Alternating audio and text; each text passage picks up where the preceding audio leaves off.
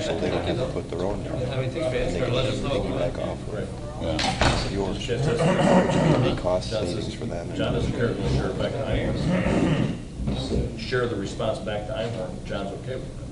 Yes, I did. Oh, okay. Well, you did. You sent it back to Mike.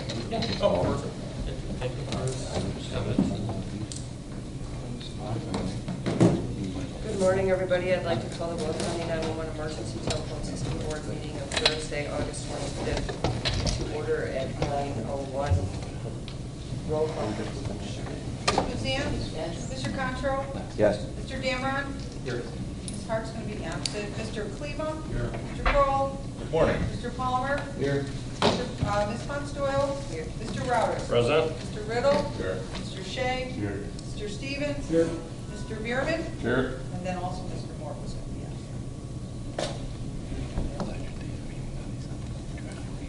absent. Let the record show that Mr. Spooner is here. Any other news media or guests that would like to introduce themselves? Is there any public comment? I'd like to accept a motion to approve the minutes from June. So moved. Second. All those in favor? Aye. Aye. Mike. Technology Advisory Committee, no?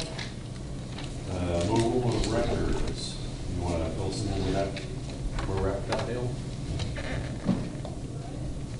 We have Motorola engineer on staff this week. Next 2 weeks, he's just going over some of the items that we've discussed that need to be taken care of. Some minor tweaks on how the reports are printed, on the duplicate case numbering, and PCRs getting stuck. So they're working through those to still find a solution to that. We have an on-demand coming up probably within the next couple of weeks. We haven't officially scheduled it. It's supposed to correct some of the problems that we're having. And as soon as we get the official release date, then Kim or someone will send out the list of the items that are supposed to be fixed with that OD.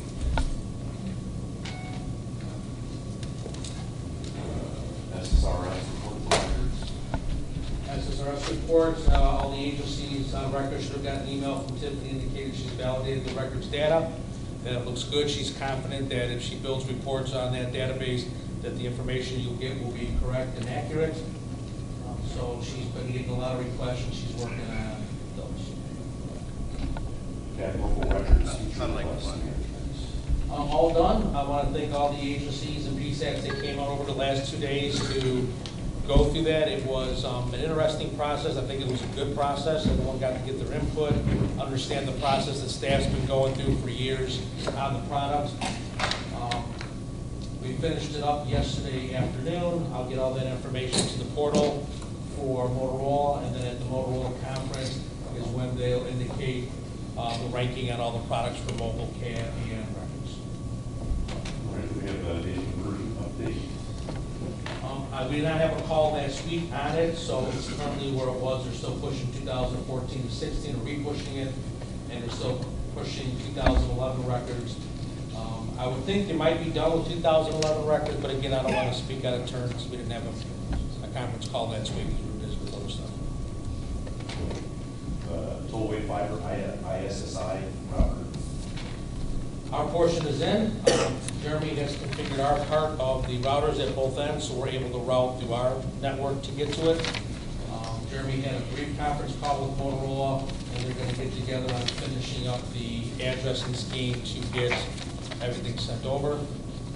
We're going to test with a ARL server first before we switch the ISSI over, just to make sure that the routing and everything works properly. We'll do it on a system we're not using before we add it on a live system. Metal Bridge.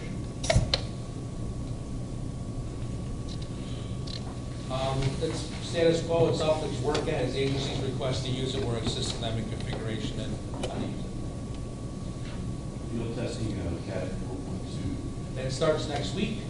So next week and the week after, we have records, mobile, and PSAP personnel coming in to test the beta version of 4.2 of CAD. Motorola will also be on site to run through scenarios, get feedback from the users, determine what they need to fix, change, or add to it. that'll be an ongoing for about 2.5 weeks, starting next week.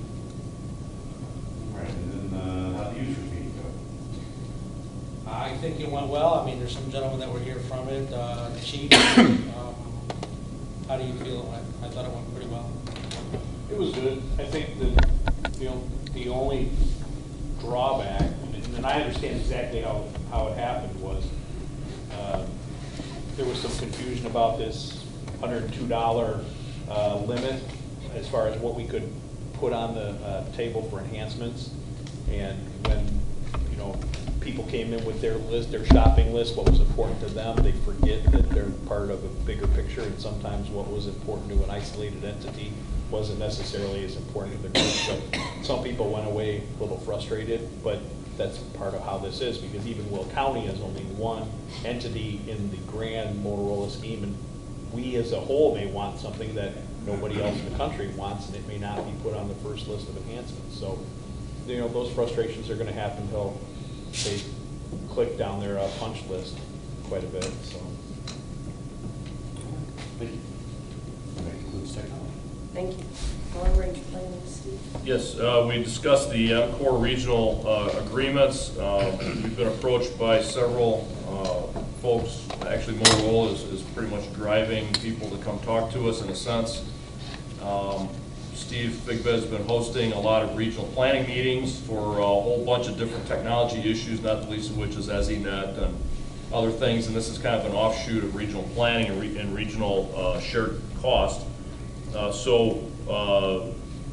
We talked about it in long-range planning, and what we did, and for Mike's benefit, we're going to be putting on the agenda for tech just to go through the nuts and bolts of it. Obviously, if we get into that side of it, there'll probably need to be a fairly stout intergovernmental agreement between us and the entities that are approaching us.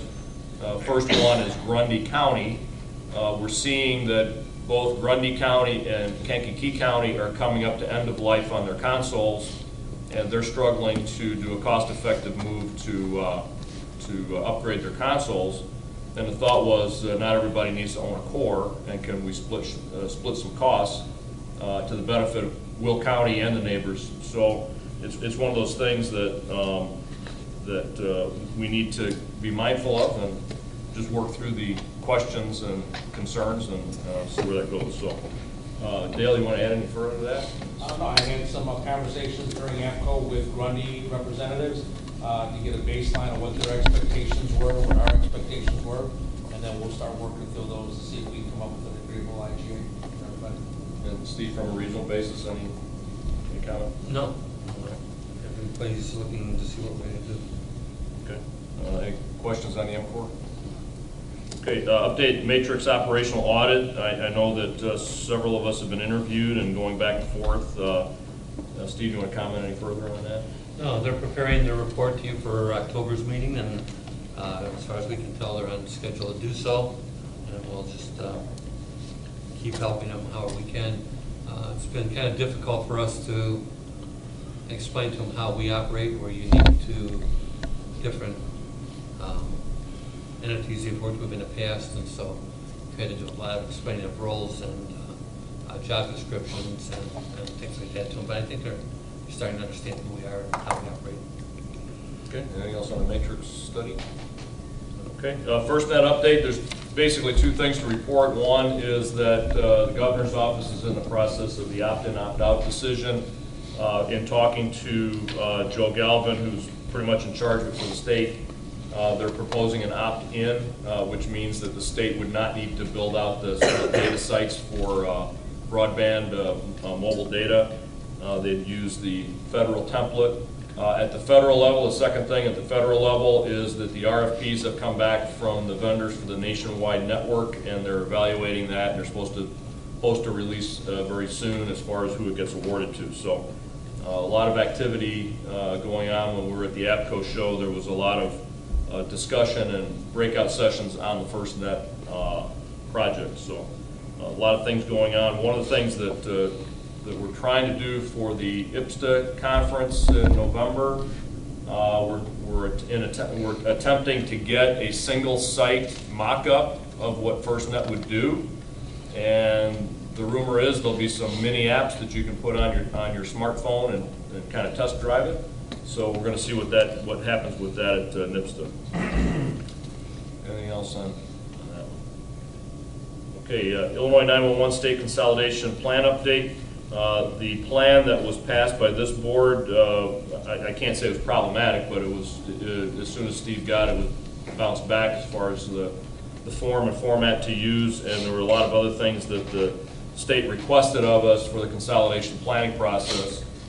Steve updated that and kind of resubmitted that. However, it appears that they're looking for us to do a incremental 9-month review of our status for the consolidation, and the next time it would be due for review would be March.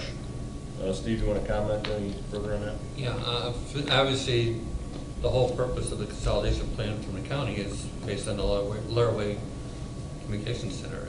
It doesn't have anything to do with Joliet or Westtown. So, and unfortunately, we can't answer the questions until they can answer the questions, and they're working hard on it. So I listed the questions that are left in the plan to be answered, and Brad's aware of that. And as the committees move forward, we can fill in the blanks, keep moving along. Okay, anything else on the consolidation plan? Okay. 911 State Advisory Board, they meet Monday and Tuesday of next week. I'm going to try to get down there for Tuesday. They have some hearings, both for approvals and waivers. There's going to be a bit of a review of status, how people are doing as far as the consolidation and the consolidation grants to make sure folks are using that money the right way. The thing that is on the agenda for this next meeting is a first draft of new legislation. Kind of holding my breath on that one because I'm looking to see, and I think we all should be looking to see if they're going to actually look in the mirror and find out, did consolidation work? If it didn't work in some areas, what can they do to help? Was it too aggressive? Are the timelines too aggressive? And then secondly, did the 87 cents really do anything for us? I still keep harping on the state as far as why on a daily basis they maintain a $10 to $13 million balance in the 911 distribution, yet we seem to be behind all the time. One of the things that we've been asked to do, and Steve and I are tag teaming on this, we're asked to make an appearance at the Will County Policy and Legislative Committee each month.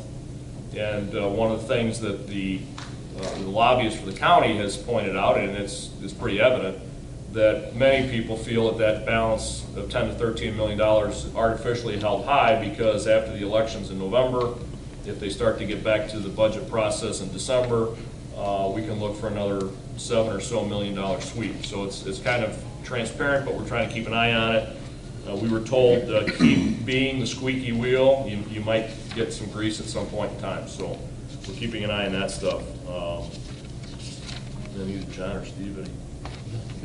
No, I agree with you though. I think the legislative needs are coming out of the state police and the 911 administrator's office, because I don't know of anybody else from any of the groups that have suggested any legislation. So it will be very interesting to see what comes out.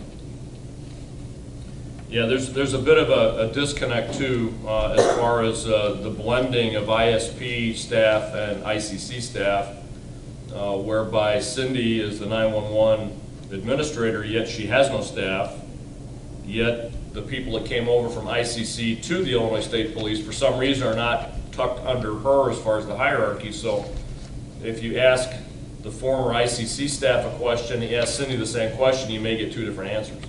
So they're not on the same page, and it's been pointed out several times. I'm not sure how they're going to resolve that. Maybe legislatively, as far as to give them a structure. And I do think that some of the legislation is going to be pointed at tightening up the structure within the state police. Okay. Anything else on legislative stuff? Laraway consolidation planning. Brad, do you want to comment on how things are going? Three of the committees met last week or earlier this week. The bylaws committee went over the bylaws paragraph by paragraph and made all kinds of corrections. That document hopefully will be reviewed again middle of next month, and then hopefully that time will go to lawyer for legal review. The IGA was reviewed, there's a few questions left out on it, but it's moving forward. There's not a whole lot in the IGA that needs to be approved yet. The Finance Committee met Monday of this week, so things are moving forward. It's just, it's a slow process to get 30 communities to agree on one set of bylaws, so, but it's, the meeting we had Tuesday evening was real good. It was 3 hours, it was really good. We got a lot accomplished, and it's looking good. Hopefully, by the end of the year, we should have bylaws approved and ready for, and the IGA ready for signature. Okay. So, Anybody else? that's my guess. Do you want to comment on the building, Nick?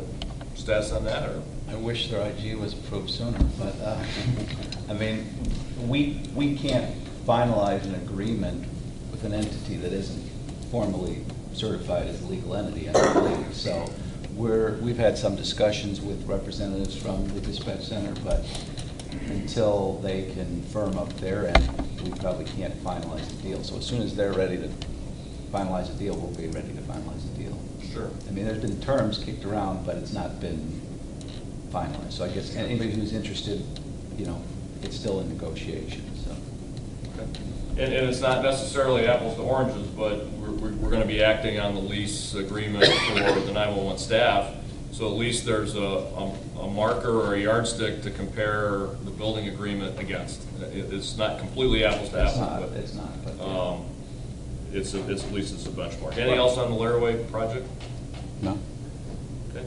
911 administrative offices, we talked about this in committee, and some of the numbers were literally within hours of being finalized, and I think you might have gone back, Nick, and within 24 hours of this meeting, you know, of our meeting, pretty much dialed it in, correct, between you and Steve? I mean, nothing has really changed since our committee meeting. It has been approved by the county board, and I know there may be some questions that either Steve or I can answer today to clarify for folks. I mean, I'll let Steve go first, since he's the administrator for admin offices. So we've been negotiating the 20-year commitment with the county for the building. We have a 15-year lease. It's no increase the first 3 years, 2% increase in years 4 and 5, and a 1.5% increase each year subsequently.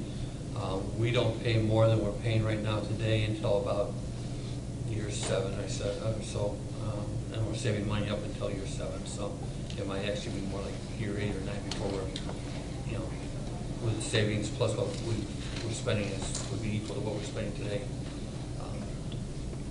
There's some questions that have been asked about different aspects of the lease. I sent to John. John's responded. I think the biggest question everybody has is what happens at year 15. You know, is the building paid for? Do we go into an agreement for maintenance of the building and utilities? And I don't think we have an answer or a crystal ball yet to answer that. So. Well, and I could, if I could just add to what Steve said, the real quick high-level overview is this is a purpose-built building that 911 staff were very involved in. We went back and forth several times on. It's sprinklered. It has security. It's adjacent to one of the dispatch centers. And the proposal that's before you includes, it's basically an all-in cost. It's rent, it's utilities, it's plowing the snow, what have you. We set it up ultimately as a 15-year lease, which it can be renegotiated at that point, going beyond 15 years. There's some unknowns, obviously, right now, because we don't have a building standing there with utility costs to compare and things like that. But as I said in committee, and the county board has agreed, they wanted to see, and it's not a secret, cost recovery on the expense of the building, but since we're paying utilities, we're guessing what that is. And anything beyond that, there's a plan. It's not in place yet, but there is going to be a plan, I believe, because the board said they agree with this, is putting a portion of those revenues that come into the county into a building fund that will accumulate over time for long-term repair. So at year 15, if we have to replace a generator or an HVAC unit or something, there's going to be a fund, which I think is a good business practice. We do that at ETSB here, so, but that's gonna be a portion of that fund too. But at year 15, it can all be renegotiated. We'll have 15 years of history of utilities. We'll see where we're at as far as building costs, as far as replacement costs, and how much we've accumulated in this building fund. I think it's a good deal. I think I enjoyed working with Steve and getting it done. I think it's a good deal. And the other question I guess I had, which I'm never clear on, is can ETSB own land? Because I thought we couldn't own land. We can build buildings, but we can't own the land. That was the issue with Caton Farm Road, I thought. So when people say we could go, if you pay into a fund and you build a building, can the ETSB actually own land and build a building? I thought the answer was no. The Illinois Attorney General has issued an opinion that says the ETSBs cannot own land or own a building. That was an opinion requested by the Winnebago County State's Attorney. My own personal belief, and if the ETSB asked me the question, I think the Attorney General has interpreted the law way too narrowly. I believe if the ETSB can build a building and do everything necessary to have that building, why can't they own land to support that building? I just don't think the Attorney General thought it all the way through. And an Attorney General's opinion is just that, the opinion of the Attorney General. Now, is it binding on anybody? It is not. Might a court look at it as a reference, as a guide towards how the Emergency Telephone System Act is to be interpreted? Yes, absolutely.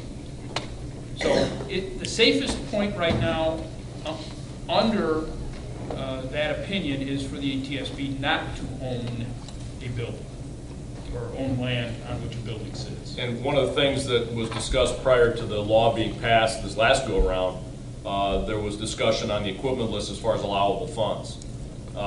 It boiled down to the fact that they didn't want to touch that list at all. I mean, they left it in place, and unfortunately that carried through.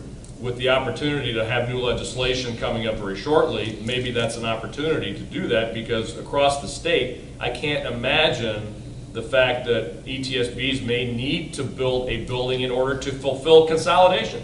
So it's one of those things that it's kind of a dumb opinion, I think, but maybe we need to correct that in the law. But in the case of what you're talking about, it's a reimbursement of building costs. They're not really owning a thing. It's in essence reimbursement of building costs. Than any other building you rent from. Correct. Right. You're paying the owner who put the entrepreneurial risk out there to build a building and collect rent. But if I could just speak to one other thing, Steve, I just want to correct, is my estimate, and I could be wrong, but my estimate is after 15 years, the ETSB has paid $2.6 million. The county is estimating the construction of this building, just the building, $2.7. So at 15 years, we won't have recovered all the money because we're also paying utilities and we're also putting money aside for long-term maintenance. So it actually is, our cost recovery for the construction of the building is going to go beyond 15 years, whether the ETSB stays or not. The county initially was looking for a 20-year lease, but we kind of came to a middle ground of, because Steve and I were talking 10 years with an option for extension. We settled on 15 with the option extension. But the county is not looking, at this point, 15 years out, we want the ETSB to stay as long as they want to stay. Right. You made a comment earlier about establishing a fund, which is a very prudent thing to do, but I don't want it to appear that ETSB is the only one contributing that fund. No, they're not. LCC will also be contributing that fund. They will be. So the only thing I would ask is that if there's a renegotiation in year 16, is that somehow you excise the building cost, if possible, and truly have it as a maintenance. I mean, it's going to be negotiated, obviously, in year 16, but I want to have it somewhere on the record that once it's paid, some of that should peel off, and we should be in a maintenance mode if that's the intent of the county to recover the incremental cost of putting that addition on, if that's the intent. That's the only thing I asked it to. The intent is from the county, and again, as I started saying, it's not set, but it's been discussed, and everyone nodded their head, that the ETSB admin office, through their lease payment, a portion that would go to the sheriff's department, the county will put a portion towards that, and the figure for the dispatch center will all go. So it'll be a building fund for the entire facility. that we would put money aside if in fact this policy is enacted, and I think there is an interest to do that, so. To save Julie's voice, I'll entertain a motion to pass resolution 0825-2016-01. So moved. So moved. Brad. Second. You do have a voice. I would recommend a roll call on that. Hey, Steve, if I could just say a couple things in terms of the negotiation of the lease. The original lease form, the county sent to us, Steve worked on it, Steve and I worked on it, sent it back to the state's attorney's office with some suggested changes. They in fact made the changes that we suggested. Additionally, going to Nick's point about the cost of the lease, the lease in its first iteration had a much higher rental, and that rental has come down to the ETSB's gain. Additionally, in looking at the per square foot rental, it is very competitive with the commercial market. So that if the ETSB had to go out to the commercial market to renew a lease, I don't know that you would get the same per square foot rental cost that the county has agreed to in this lease. From my perspective, legally, I can recommend to the board that this is a good lease, it's a very fair lease, and that the board should not have any reluctance to adopt this lease. Having said that, I know Mayor Einhorn had some questions which I believe were resolved. I don't know if we've had feedback from him, but there was about 5 questions, and they seem to have logical answers. Do you want to talk about that, I Steve, or sent Pam? you all a copy if you need. There's clean copies of the lease up here. It's really a standard lease, as if you're going to lease an apartment or a house, basically. It's not much different than any normal lease would be.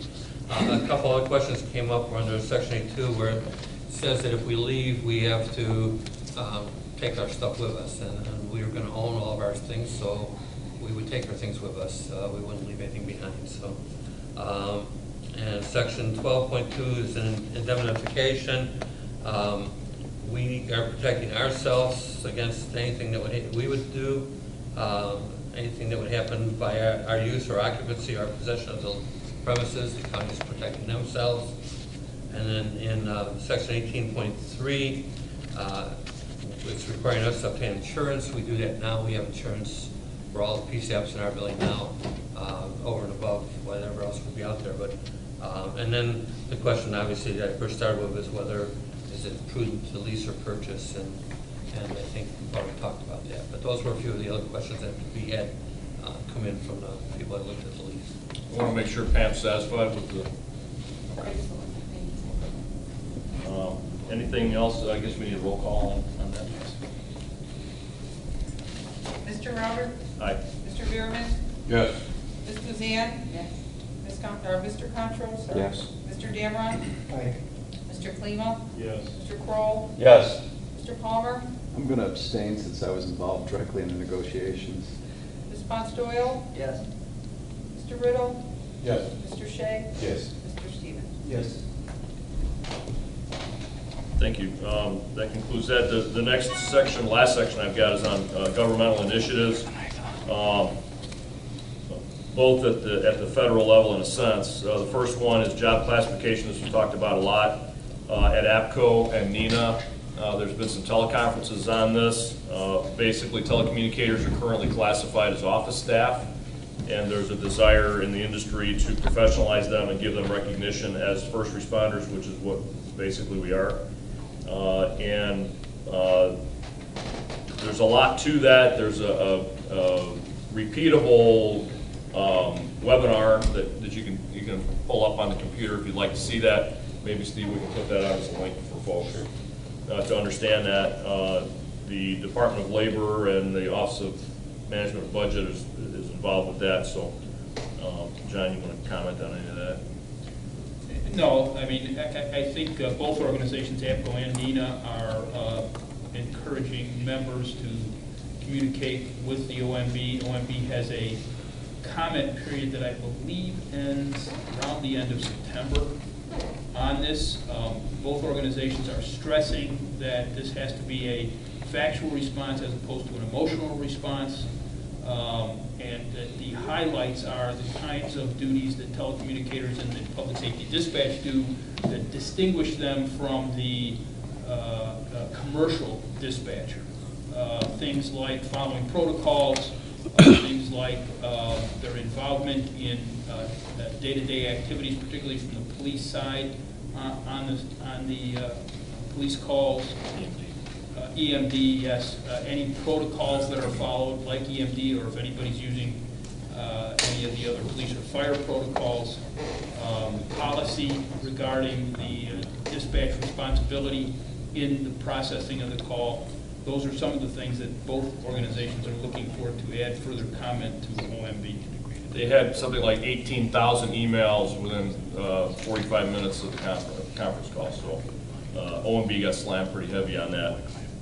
And John's right, I mean, they're putting us in a classification of like a taxi dispatcher or a public works dispatcher where there's not a whole lot of life and death decisions to be made, and they want to recategorize that. The second initiative has to do with the impact. That's the Illinois Medicaid Program, Advanced Cloud Technology. I know many of your paramedics and firefighters have already signed up for that, or at least trying to.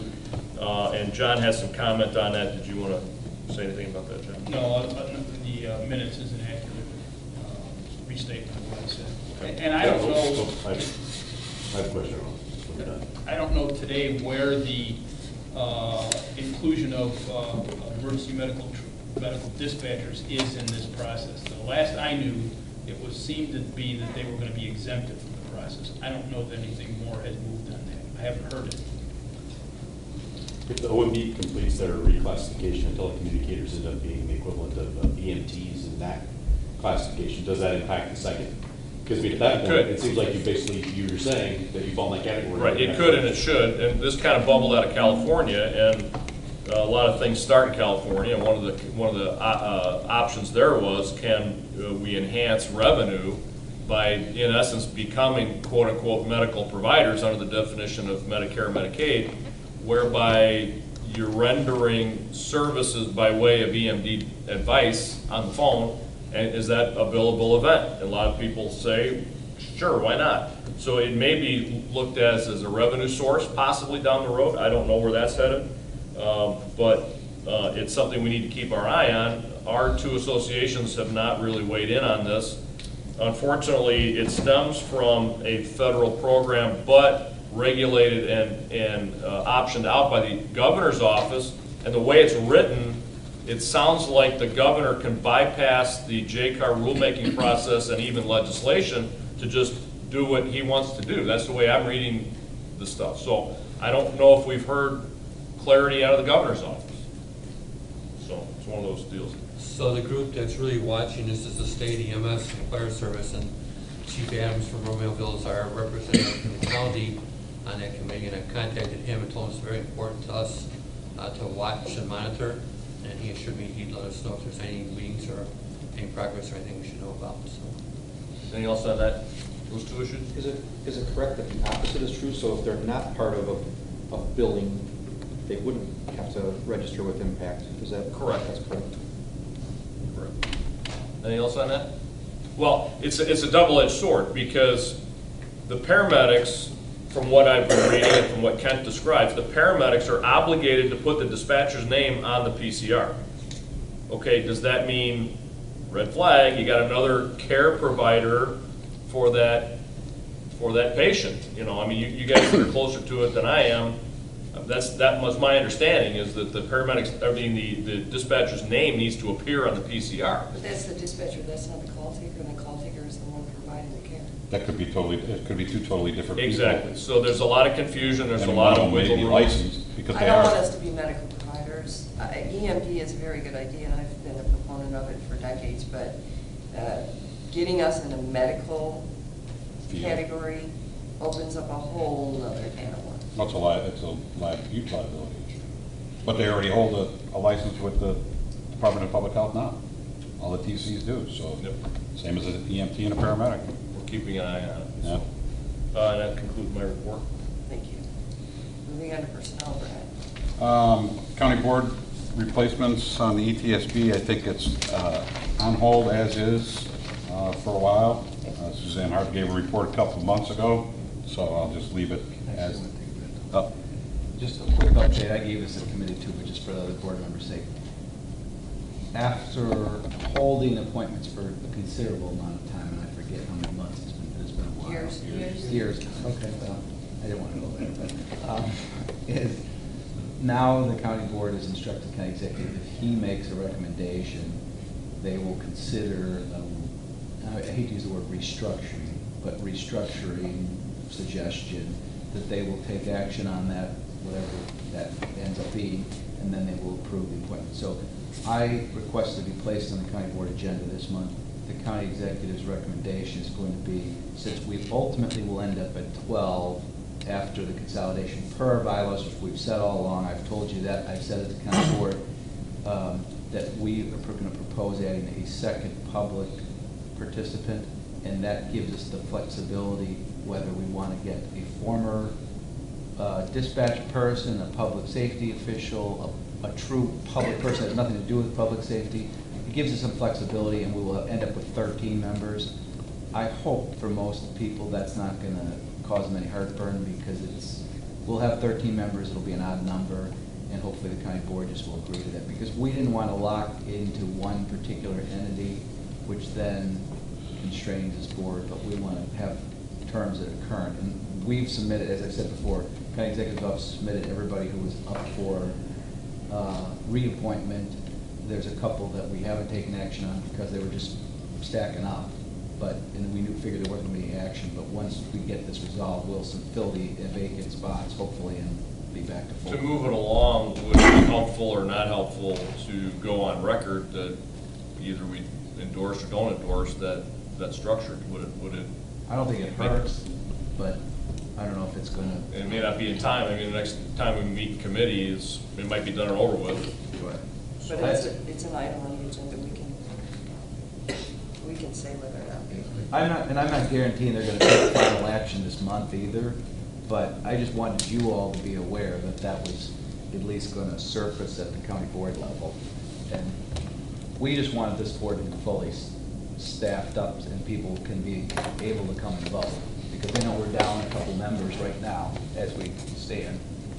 Well, it's kind of ironic that the thought to go from 11 to 13 is actually coming from the county board side of the house, as opposed to what we've heard previously that they want to reduce the total number. So I think 13 is a great number. It's a lucky number. I think it gives us good representation. So I don't know if we can take any action on that. Yeah. Okay. Okay. The staff salary adjustments, Steve? Yeah.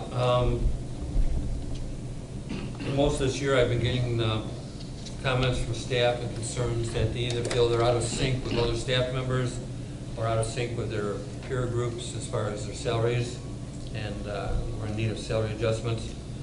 I thought since Matrix is already on board doing the audit for us on staff, that maybe this would fit the scope of work, so we talked to them about it. They reviewed the scope of the RFP and determined that it wasn't, but they did offer to provide an addendum to the contract and do a salary study by the end of the year. It costs $14,000. In committee, we talked about that, discussed it at length, and we felt that the cost outweighed the benefit, and staff was instructed to work on salary comps and analysis in-house, and so we're starting to do that. It's difficult because there isn't another ETSB that I'm aware of that has the resources that we do in the manner that we do it. We're not having all the PSAPs have their own GIS people or their own IT people. We're doing it somewhat regionally by doing it countywide. So we'll look into it, and if I can come up with something by October, we'll have it for you. Thanks, Steve. Request for part-time records support. Steve called me on this, and we agreed to put it in the budget, and he's going to explain. Yeah, this came up after the committee meeting, so I talked to Brad and Julie, and they both said it would be okay to put this in. We've got almost every EMS entity in the county except for 5 on the EPCR program. That's reporting for the EMS system. We've got 2 that have been asking to join, Frankfurt and Manhattan. And unfortunately, at this point, as you're all aware of, the big step left in the CAD is records. And so I don't have any staff at all available that can take off a few weeks and train these 2 agencies in how to do the EPCR reporting. So I've asked if we could consider hiring a part-time contractual instructor for these 2 classes. It'd be 2 1-week 40-hour classes, plus some administrative time to follow up with questions afterwards. As they go online, everyone has questions about how this isn't working or is working, and also some time spent with Kim getting set up and going through the lesson plans. So we'd like to hire from within the county system one of the people we feel would be strong in teaching PCR for this part-time contractual position one time at $25 an hour. The contract would be for $2,500 for a total of 60 hours. So moved. Second. Previous role? Question. Sorry, who's second? Do we normally do this, like Stevens. hire people to do training because somebody wants something happening, or? Well, or we've agencies done ever it asked for, to we've done it share? for EMD, Pardon me? we've done it for EMD, and we've done it for For public health. system-wide? System-wide. I'm talking about, do we ever incur costs for individual agencies to do some specialized training for them, or is there any, and I don't, I'm just asking. Yeah, I I'm don't not think suggesting, we've done but this. is there any cost sharing? I can't recall anything where we've done specialized training for a agency before. Again, it's a system-wide program, I get that. and we're just trying to get more into it, so. Normally, it would just be the staff to complete the training, but in this case, the staff is just to. And I understand that too. That was my comment on it. Julie may have answered that, here, unfortunately. Normally, that training is done by our staff. That's So, exactly what I said. I couldn't hear you, I'm sorry, I thought that. So normally, an agency going on EPCR, they pay Zoll for some training from Zoll that we don't cover, and then we come in and do our part of it. That's how it normally is done. And we did ask all what they would charge, and they charged $15,000 a class, plus transportation meals, so. And I understand that too. No, I'm just, yeah, I understand, it's a precedent. you know, if we're gonna do that individually, although it's Well, doable. we're gonna try and encourage the other 3 to see if we can get them to participate, but the other 3 have no interest. And it'd be nice to get everybody wrapped up in one bundle, but the other 3 just don't have an interest. So. Was there an opportunity for them to come on board and they decided not to, and now they're coming on board? Is that what's going on? No, every agency's come on board as they've chosen to do it, and our staff is trained as they've done it. There was never like a group EPCR. And we've had a couple, like now, we've had a couple agencies want to come out at the same time. We sort of coordinated, Beecher and Peatone Fire came out together. They asked at 2 different times, we coordinated them together. Frankfurt and Manhattan's the same way. Frankfurt has been ready since about the middle of July. We've heard now Manhattan wants to come out, and so we're trying to coordinate them 2 together also. But there's never like your insurance where the open enrollment, come and join EPCR, we don't do anything like that. But is there an advantage to the system to have them come on now, as opposed to delaying them, or is there just an advantage to them? I just want to be careful of us. Okay, now we want some special training, go ahead and contract it out, and now the board is obligated to provide some unknown monetary exposure here. Again, normally this would be done by staff, we just don't have And I staff get available. that, I get that. If the other 3 down the road wanted to do this, and we're done with all this, we would do it by staff. But So, if we're not done with it, well, we're going to be subject to we'd probably ask to retain them again. redo this again. Yeah. It's kind of what we do with the pub ed. You know, we got people out at pub ed, if they want to come back and help, we pay them as a contractor. You know, they're not, are they even considered part-time? So they come in and help with pub ed, and that's it. It's just for that one occasion, it's just for pub ed. EMD is the same way, it's Yeah. contracted, so.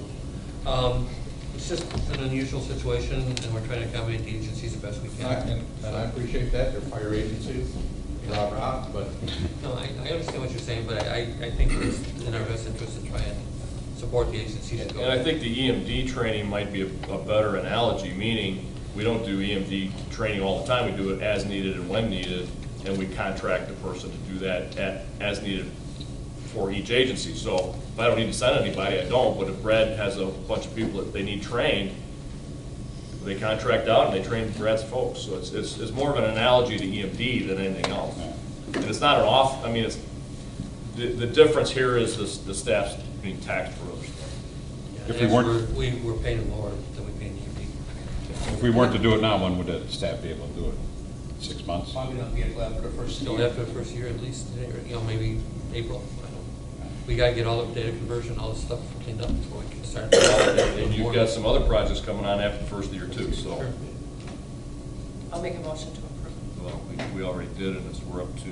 Up to I here. made the motion for previous roll. I'll second previous roll, but Member Palmer abstained. Yeah. Palmer abstained. We can't do We should previous. not do previous. Roll call. Mr. Shea? Yes. Mr. Stevens? Yes. Ms. Kazan? Yes. Mr. Concho? Yes. Mr. Damron? Aye. Mr. Klima? Yes. Mr. Kroll? Yes. Mr. Palmer? Yes. Ms. Montour? Yes. Mr. Router? Aye. Mr. Riddle? Aye. Mr. Bierman? yes, that's my report. Thank you. Moving on to Finance and Equipment Committee, I was absent for all three of the committee meetings. I apologize. Steve Router chaired F&E for me, so he's going to give that report. Sure, we did meet. It was a fairly brief meeting for a change, Julie, and we missed it, but I'll make the Julie's motion. are always Very brief. proud. Yeah, Julie's are I'll always brief. make the motion 0825-2016-03 to approve and place on file the Will County Treasury Report, receipts and expenditures month ending July 6, 2016 with a cash balance of $4,873,687.06, and the June and July 2016 list of counties paid invoices by GL distribution report. So move. Second. Previous roll. Second. All those in favor of previous roll? Aye. Financial update, I think we talked about this already as far as the funds being swept by the state. We're keeping an eye on that. We're going to keep griping about that. Steve, did you have any further on that one? Yeah, we just received April last week, so we're still 4 months behind. Karen went through and did an analysis for us over the last couple of years. We're $300,000 less this year than we were last year. So part of this from being behind, and part of it's just that the 86 cents obviously just wasn't enough. But the county projected they had downgraded us 300,000, and the rate we're down 300,000 from where we were last year. So bottom line here is we're in pretty good financial shape. Yeah, we're in good to shape. do operations. The surcharge reallocation grant, this was normally it would have come out in the December timeframe, as you recall. Because of the state's delay, I thought it was prudent that we also delayed it. Now that we're exactly where we're supposed to be, but it gives us some impetus to get this back front and center again. So it's been in the budget, it's still in the budget, and I will make the motion to approve for the 2016 surcharge grant reallocation program in the budget, the amount of $1 million under resolution 0825-2016-04. Second. Previous? Second. All those in favor of previous? Aye. Something that, just to note here, and Karen, I know you always send out those packets, and we'll look for those packets again. There's always an issue of possibly re-educating people on the fact that you have to get a board-approved IGA, has to get back to Karen in a timely way. Because this was supposed to come out in December, it's still due when it is due. So we're on a very short lead time this year. So you may need to look back at your expenses to find out what you can recover. But Karen, did you want to talk about the timeline as far as when it's due back? Well, we still have it for November 1st. So we're on a really short feed here than we've had in years past. So November 1st back to Karen so we can pay it out. And all the packets will go out tomorrow to each of the agencies, and we've tried to talk to the agencies' groups and remind them and tell them of the fact that there's a short timetable. Absolutely the best thing you could do is go back to anything from December 1st of 2015, and if you already paid for it, you have cashier's check or cash your checks, and you have your receipts, and that would be the fastest, best way for you to recoup your money instead of going out and trying to buy something new. But there's time for you to do that also. Yeah, you'll have, everybody will have it by tomorrow. so please walk that through your board process to get approval for your IGA, and then turn in canceled checks, and then you'll get reimbursed. State RFP grant program, Steve, you want to talk about that? We're hoping next week that the advisory board will set the amount for this year's grant. They have 12.5 set aside in the budget. And once they've done that, then we can figure out what would be an appropriate grant. We're going to go ahead and submit a grant request to the state, probably in terms of some type of technical equipment involved with the Laraway Consolidation Center. We won't be able to actually obtain that grant funding until we complete the consolidation plan. So again, if we get that done, then the check will be waiting for us if we get approved. I think we're still looking for underserved and unserved agencies to get the most money right now. So we applied last year and obviously didn't get accepted. We'll apply this year with better hopes. Did they increase that money this year for the second? Well, for the second Well, year? it doesn't matter, because last year they allotted 5 and only awarded 2.3. Yeah, they had 12 and a half available, they only put up 2.5 or whatever, 2.3 in. And we don't know what, they were asked last time they met to do that, and then they didn't get around to it in their agendas. We're hoping that tomorrow they'll do, or next week they'll do. And this is part of the reason why I'm going down on Tuesday, to find out, okay, all the populations under 100,000, the counties with populations under 100,000, has that particular grant worked?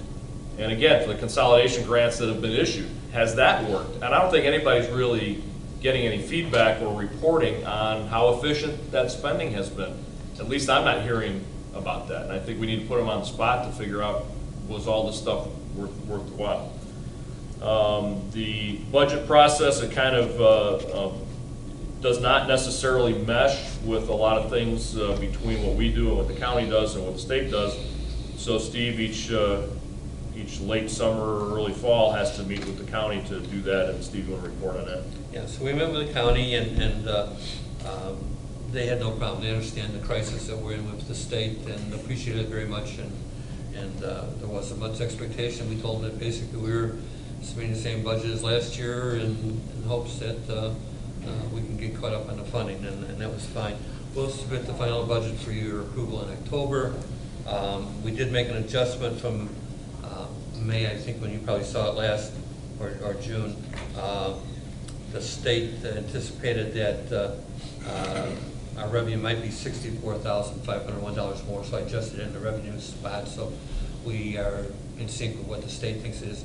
We have our AR-15, which is our audit for states, due October 1st or 15th, and so we need our budget numbers to be in sync with everything. So it's all good. We'll have it for you again in October. Okay, anything else on the budget? See that in the next meeting. Data server platform, our backup platform, this was discussed at length at Tech and also at F&E. There is a need to readdress our backup storage of data. At the time of the meeting, the group or the staff was instructed to go out to RFP, which they did, and the staff is recommending Sentinel as the vendor, as the lowest responsible vendor.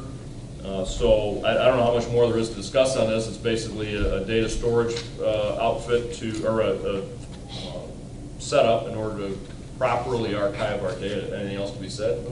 That's it, yeah, it's more of it's the newer platforms for all virtual servers. This is designated to backup virtual servers.